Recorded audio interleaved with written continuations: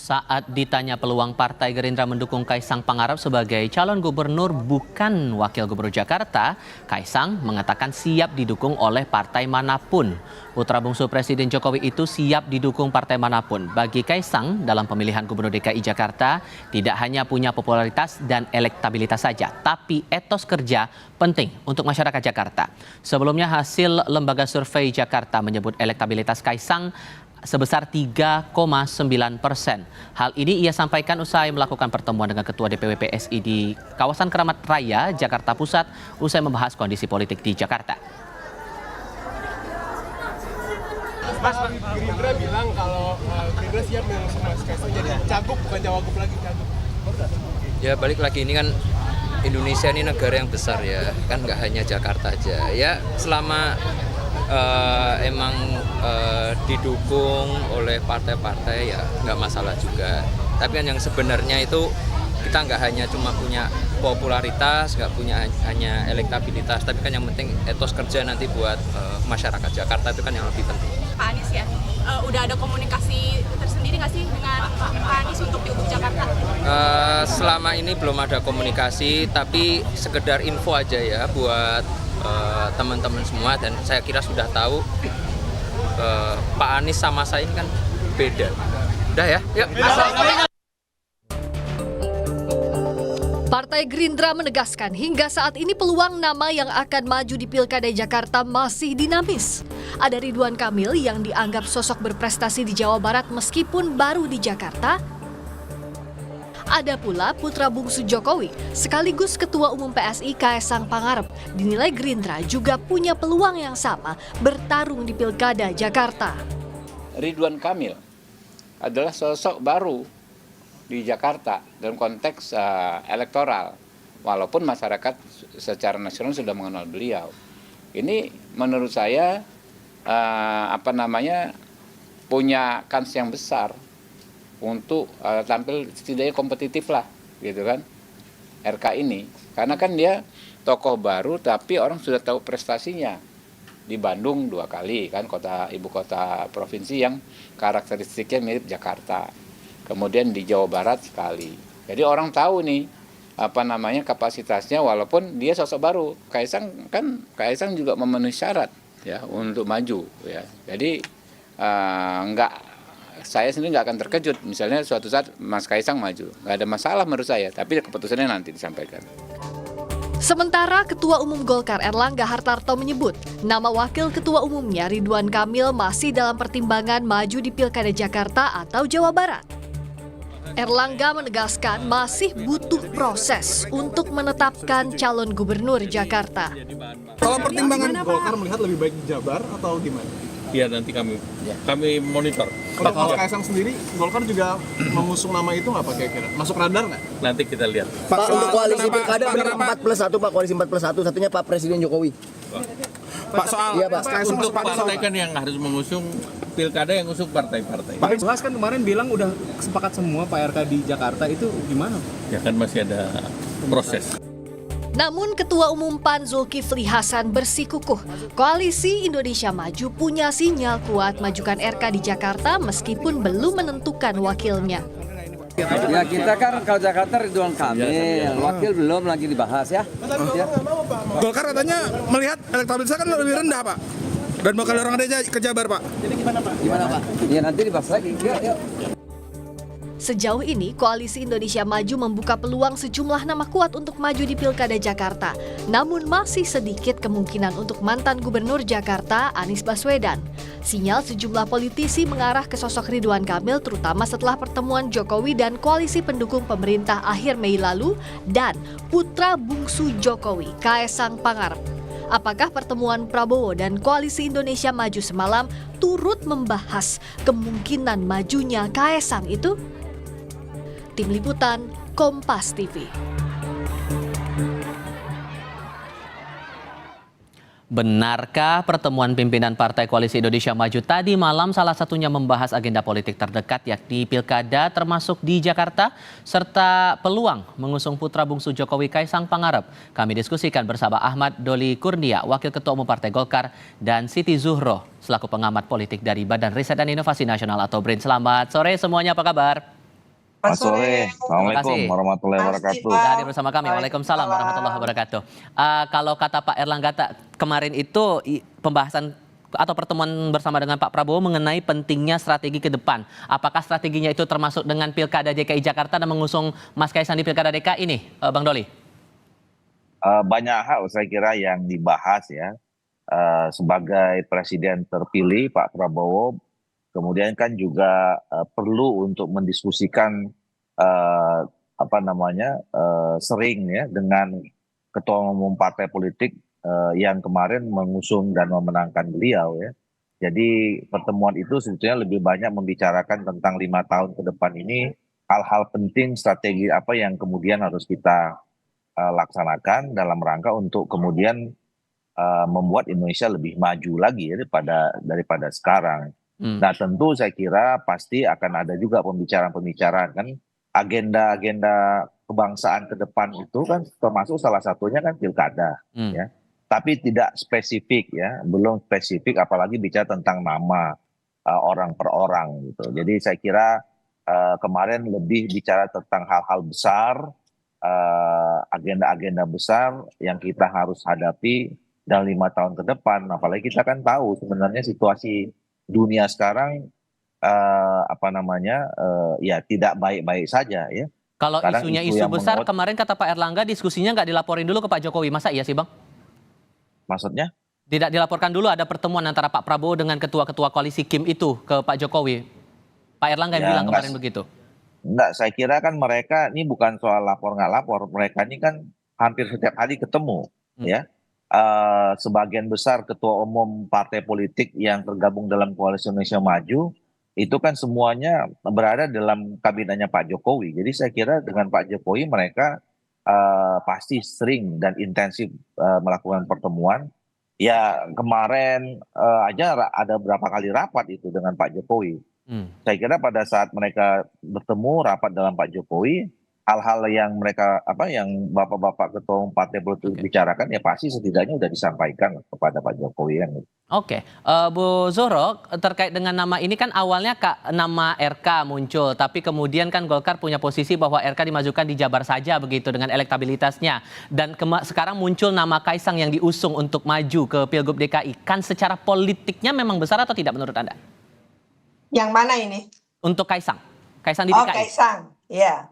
Sinyal ya, jadi kayak HP gitu. Biasanya sinyal itu kalau HP semakin jauh dari pusatnya itu sinyalnya ini lemah ya. Karena ada di ibu kota sinyalnya mungkin kuat sekali sekarang ya. Jadi kalau diibaratkan seperti itu, kita melihat Kaisang ini mungkin terkait tidak bisa dipisahkan dari apa yang sudah kita baca bersama-sama, yaitu keputusan dari Mahkamah Agung ya yang membolehkan gitu nanti ketika dilantik itu akan berusia 30 kan seperti itu. Meskipun belum ada penjabarannya untuk di PKPU ya, untuk peraturan selanjutnya dan sebagainya.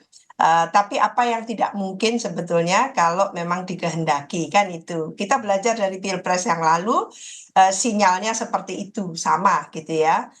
Bedanya satu di MK, satunya sekarang di MA. Jadi sekarang apa yang tidak mungkin secara umur akan dipayungi gitu ya, sudah direvisi oleh Mahkamah Agung.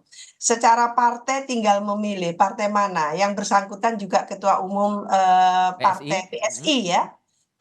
Dan tentu Kim itu tidak tertutup kemungkinan juga akan mendukung. Jadi itu dari partai, lalu dari hukum tadi payung hukumnya kemungkinan bisa lolos juga kan gitu. Ditambah dengan narasi yang muncul sekarang, apakah ada upaya untuk mengegolkan nama Kaisang ini untuk maju di Pilgub DKI menurut Anda, Bu? Iya, apalagi kalau istana membolehkan didukung penuh oleh istana. Jadi tidak ada yang tidak mungkin. Apalagi ditambah lagi kemungkinan ini anak muda ya, lagi-lagi anak muda gitu diberikan satu peluang sangat luas dalam hal ini.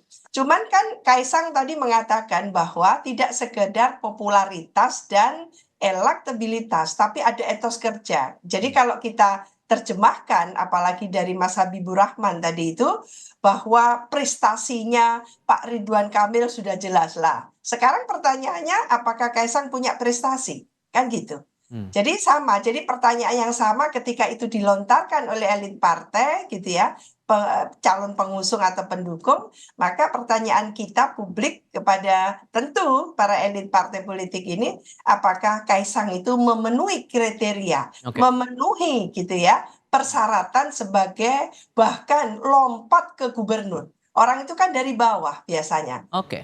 Di hadapan kita ini kan ada Mas Doli.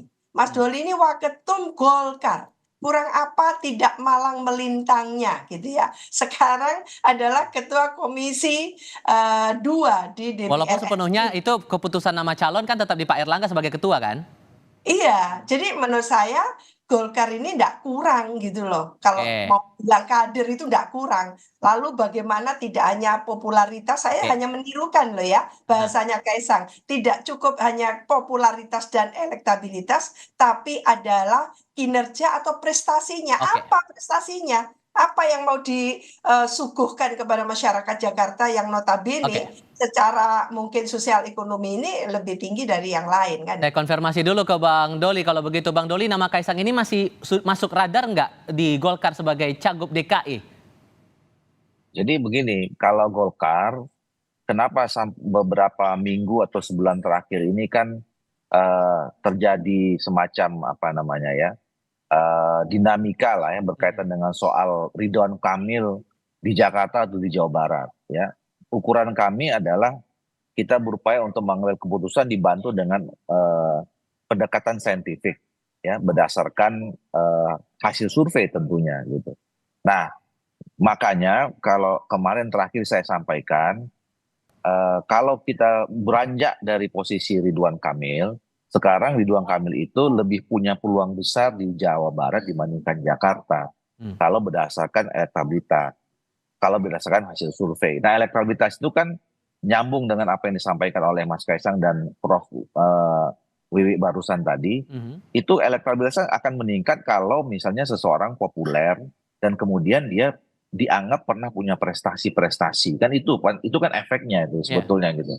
Nah, makanya sekarang menurut saya kita buka aja opsi, kalau misalnya peluang Ridwan Kamil lebih besar di Jawa Barat, idealnya buat Golkar sekarang memang Ridwan Kamil itu di Jawa Barat. Nah, terus pertanyaan Jakarta gimana? Nah, kita buka lagi aja sekarang, muncul nama-nama baru ya. Kemarin saya sebutkan misalnya Gerindra sendiri itu cuma punya tokoh. Ada namanya Ariza Patria, ketua Gerindra Jakarta, pernah jadi wakil gubernur gitu misalnya. Nah, terus kemudian ada juga yang mengatakan kalau di Koalisi Indonesia Maju, di PAN, kemudian di Gerindra juga ada masih dulu kita pernah sebut Budi Jiwandono gitu ya, ada Mbak Saras gitu misalnya. Terus di PAN misalnya punya Pak Eko Patrio ya, dan lain-lain. Nah, termasuk kalau kita bicara Koalisi Indonesia Maju, ya di PSI juga ada Mas Kaisang gitu. Nah, ini nama-nama kemudian ya kita sodorkan saja kepada masyarakat ya. Nanti kita lihat mana yang paling visible berdasarkan kita lihat nanti elektabilitas gitu yang tadi. Apakah ada permintaan juga dari Pak Jokowi untuk memasangkan Kaisang ini di Pilgub DKI, Bang Doli? Saya kira pembicaraannya sampai sejauh ini itu masih pembicaraan antar ketua umum partai politik yang tergabung dalam Koalisi Indonesia Maju ya. Formalnya itu kenapa? Karena kan nanti yang mengusung kan partai-partai politik gitu. Jadi pembicaranya nanti berawal dari ketua umum partai politik dan berakhir juga pada ketua umum partai politik. Bahwa di antara keputusan pembicaraan awal sampai keputusan berkomunikasi dengan yang lain, menerima masukan dari siapa saja, termasuk masukan dari Pak Jokowi, itu kan biasa-biasa saja. Oke. Kalau kemudian jadi nih Bu Zuhro, Kaisang maju di Pilgub DKI dan sekarang nama yang juga muncul adalah nama Anies Baswedan. Head to head dua tokoh ini, kemungkinannya gimana? Iya, pastinya Jakarta beda ya dengan daerah lain dan jangan lalu diidentikan, dianalogikan dengan Pilpres. Ini beda. Jakarta tentu beda dengan makro Indonesia ketika Pilpres. Maka Jakarta ini punya karakteristiknya sendiri dan punya sejarahnya pemilu sebelumnya, pilkada sebelumnya. Jadi dalam konteks ini tentu masyarakat Jakarta akan bertanya, apalagi punya gitu ya, satu legacy dari Pilpres kemarin yang membuat mungkin banyak yang kecewa. Lah, kalau menurut saya hitung-hitungan politik yang disampaikan oleh Dr. Doli Karnia tadi itu menurut saya bagus sekali. Bahwa partai itu akan menghitung siapa yang akan diusung dan didukung sepenuhnya. Jadi bukan diusung untuk kalah, tapi diusung untuk dengan hitungan akademisnya itu betul-betul bisa dipertanggungjawabkan. Jadi partai politik lah yang harus bertanggung jawab dalam hal ini ya. Tidak sekedar, oh ini kalau anaknya presiden pasti menang. Lah hal yang seperti itu aneh bagi kita yang belajar politik atau belajar demokrasi ya. Dari perspektif demokrasi ini sangat tidak bisa dipertanggungjawabkan. Dan masih mungkin nggak kira-kira Kaisang ini bisa jadi kuda hitam gitu nanti saat Pilgub DKI berlangsung? Iya, punya hak lah kalau memang mau dipaksakan meskipun umurnya belum mumpuni gitu ya. Silakan saja, tapi masyarakat akan memilih siapa yang paling tepat ya. Apalagi melawan Anies. Anies ini sudah menunjukkan 5 tahun tanpa ada katakan gitu ya catatan-catatan hitam atau mungkin tersandung oleh kasus korupsi dan sebagainya lah. Menurut saya di situ yang bisa nanti dikompetisikan. Kalau kompetisi itu yang setara Mas Tifal menurut saya, jangan kelas berat melawan kelas bulu, jangan. Harus timpal setara gitu ya, supaya nanti kontestasi di Pilkada DKI itu betul-betul asik gitu ya, memberikan pembelajaran itu. Baik, Bang Ahmad Doli Kurnia dan Bu Siti Zuhro, terima kasih banyak sudah hadir dalam diskusi kami kali ini. Selamat sore semuanya.